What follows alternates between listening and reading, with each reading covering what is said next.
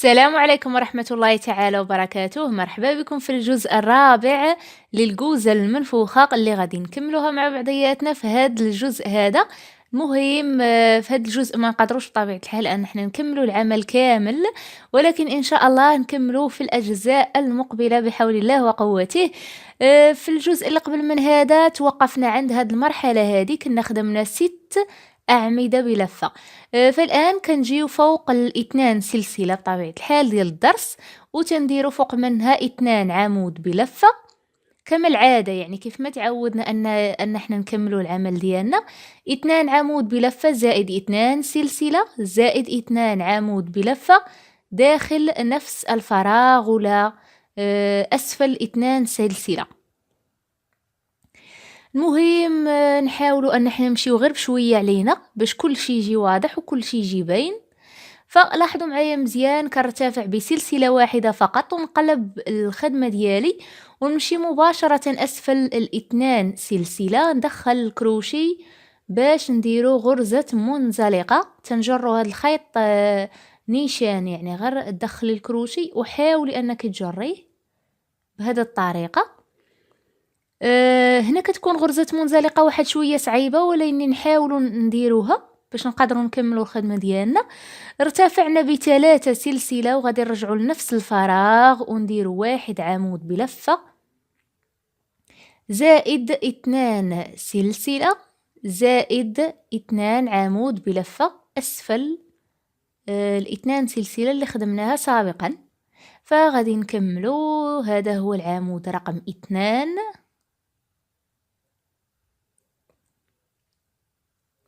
كنلويو الخيط على الكروشي ونتجاوزو هاد 2 ديال الأعمدة اللي كيكونوا ديال الضرس ونمشيو مباشرة فوق العمود الثالث، هو الأول، يعني هذا هو أول عمود.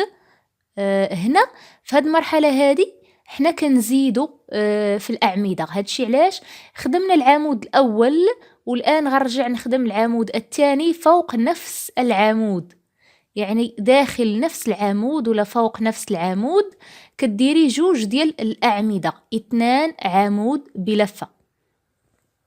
وغنمشيو هنا لهاد العمود هذا وغنديرو العمود رقم 3. لاحظوا معايا مزيان، دابا خدمنا 2 و3 وغنخدمو بطبيعة الحال العمود رقم 4، العمود الرابع والعمود الخامس. شوفوا معايا هنا شحال غادي تزاد ديال الأعمدة، وهنا العمود السادس.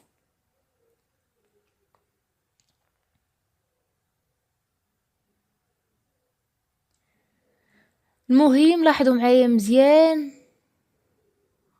وهنا فوق آخر عمود كنا خدمناه سابقا غادي نخدمو العمود رقم 7، وداخل نفس العمود كنخدموا العمود رقم 8.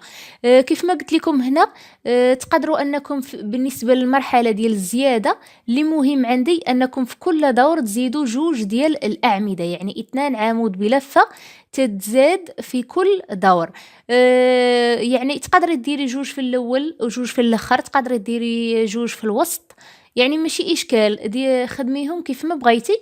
المهم في النهايه لقاو باللي حنا خدمنا 8 ديال الأعمدة.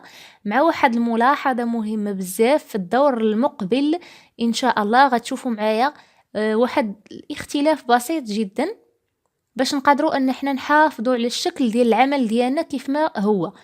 المهم دائما كنجيو لهاد النقطة هذه ديال اللي كنديروا فيها غرزة منتفخة، وتنخدموا بطبيعة الحال 8 ديال الأعمدة أسفل 2 سلسلة اللي كنا خدمناهم في الدور السابق. ونلوي الخيط على الكروشي ونمشي فوق أول عمود ندير نفس العملية اللي درناها في الجهة اليمنى. فتنخدم العمود الأول والعمود الثاني داخل نفس العمود. لاحظوا معايا 2 عمود بلفة، والآن العمود الثالث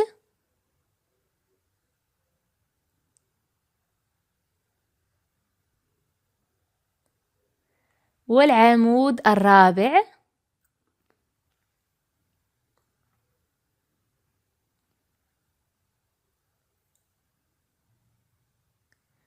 والعمود الخامس،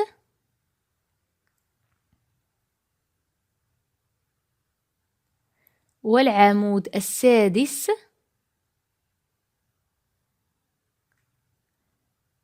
والعمود السابع. لاحظوا معايا جيدا، بقى عندنا هذاك العمود الاخراني هو اللي غنديرو فيه العمود السابع والثامن، يعني بجوج غنخدموهم فوق نفس العمود.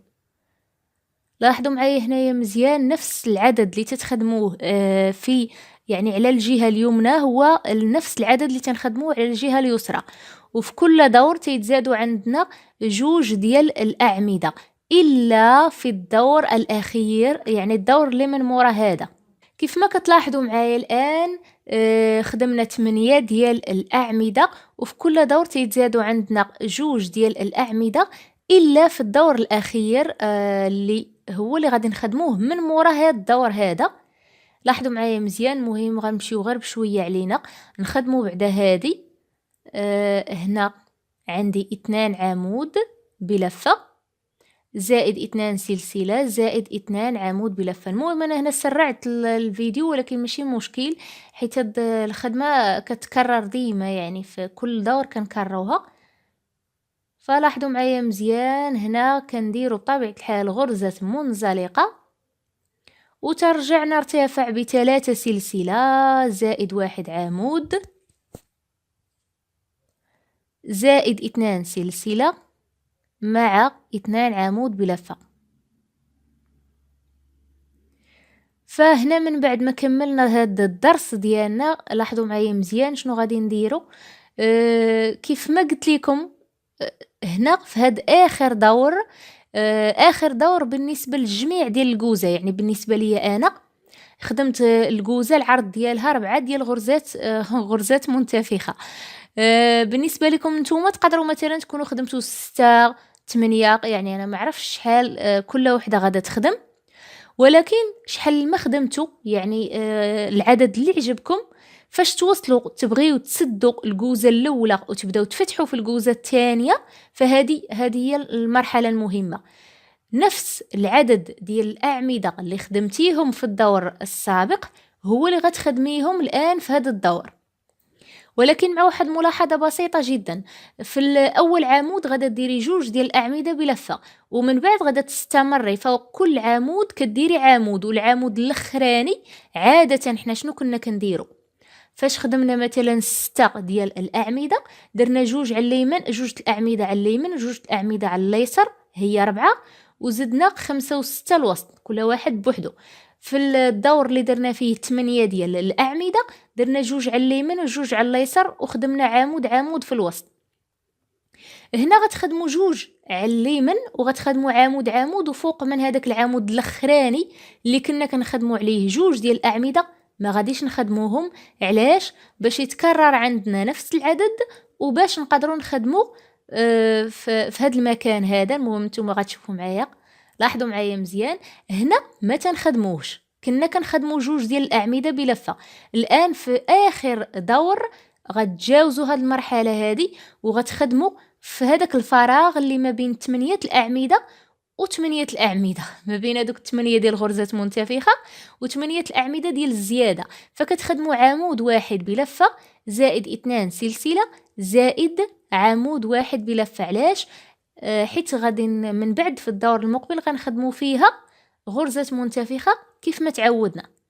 كما قلت لكم حنا دابا كملنا هاد الكوزه وغادي نبداو في كوزه واحده اخرى جديده. هادشي علاش حنا كنطبقوا هاد العمليه هذه. المهم كنتمنى ان الشرح يكون واضح، واي تساؤل كتبوه لي في التعاليق. كما قلت لكم في اخر دور غادي نتخدموه باش تكملوا الكوزه ديالكم تجمعوها. حاولوا انكم تكرروا نفس العدد جوج ديال المرات. فلاحظوا معايا مزيان، انا الان في المرحله اللي غادي نسد فيها هاد الغرزه منتفخه. هادشي علاش كنخدموا ديما فوق كل عمود يعني 8. لاحظوا معايا هذا هو السابع، وغادي نزيدوا الثامن بطبيعه الحال، ونخرج الكروشي من هاد النقطه هذه، ونحاول نرجع للعمود الاول اللي من بعد هادوك الجوج. فكان هنايا غادي ندخلو الكروشي اسفل هاد العمود الاول وتنجرو بهذه الطريقة، وغادي نحاول ندير غرزة منتفخة. لاحظوا معايا مزيان، حنا الان كملنا غرزة منتفخة وغنجيو لهاد الفراغ اللي ما بين 8 الأعمدة ديال غرزة منتفخة و8 الأعمدة ديال الزيادة. وركزوا معايا مزيان لان حنا في الدور المقبل ما غنبقاوش كنزيدوا، يعني الزيادة توقفات. هادوك الأعمدة اللي كنا كنخدموا، خدمنا 2 ديال الأعمدة، زدناهم 2 عطاونا 4، زدناهم 2 عطاونا 6 زدناهم 2 عطاونا 8، وانتم غتبقاو غاديين حتى توصلوا للعدد اللي بغيتو، يعني 10 12 14، شوفوا نتوما والحد اللي يعجبكم. هنا خليو هذاك العمود الاول ما تخدموش، لان كيف ما درنا يعني على اليمين هذاك العمود الاخراني ما خدمناهش. وغتمشيو مباشره لهذاك العمود الثاني وديروا عمود. لاحظوا معايا دابا خدمنا 2 ديال الاعمده، وهذا هو العمود الثالث، وهنا العمود الرابع والعمود الخامس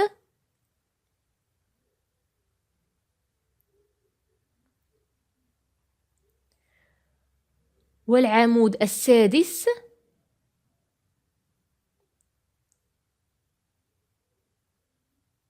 والعمود السابع.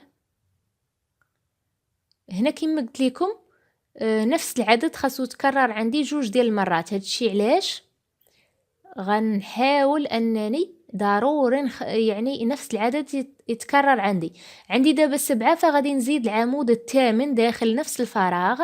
هنا ولاو عندي 8 ديال الاعمده، كل عمود خدمته بوحدو الا في الاخر درت 2. وهنا بطبيعه الحال فكيف ما كتلاحظوا معايا هذه هي الطريقه اللي خدمنا بها. تقدروا انكم اللي ما بغاتش دير بحال هكا، مثلا ما بغاتش تصدع راسها بانها دير 2 ديال الاعمده في بلاصه واحده، دير فوق كل عمود عمود. يعني احنا اصلا كنا خدمنا 8 ديال الاعمده، فتعاود تخدم 8 الاعمده فوق كل عمود عمود وصافي، يعني عادي جدا. ودير هذيك عمود 2 سلسله عمود باش تاسس الغرزه منتفخه اللي جايه وصافي، وتكمل الخدمه ديالها عادي جدا.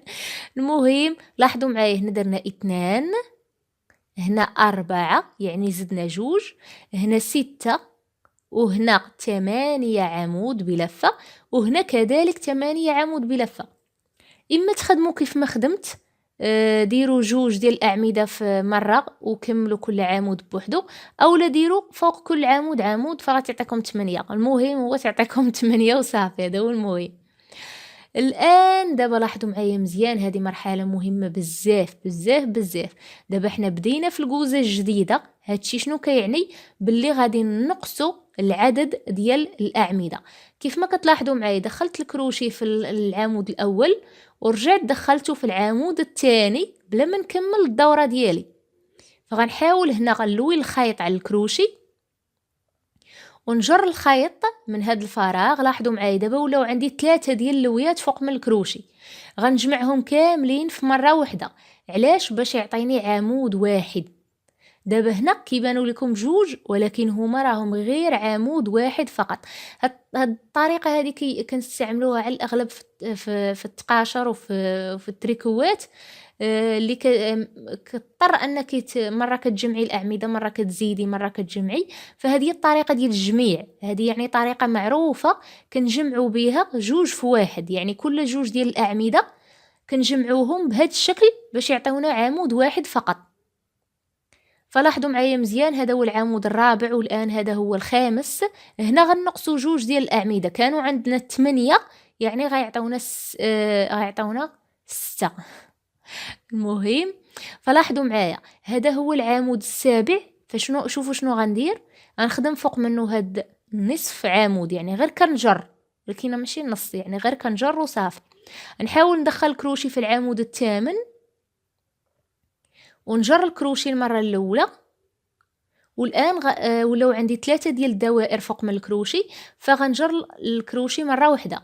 دابا عطاوني 6 ديال الاعمده، 2 في واحد 2 في واحد، وما تبقى خدمناه واحد واحد. فلاحظوا معايا مزيان، هنا جينا اسفل 2 سلسله اللي كنا خدمناها سابقا. وغادي نأسسو لواحد الغرزة منتفخة. هادشي علاش غادي نخدمو 8 ديال الأعمدة.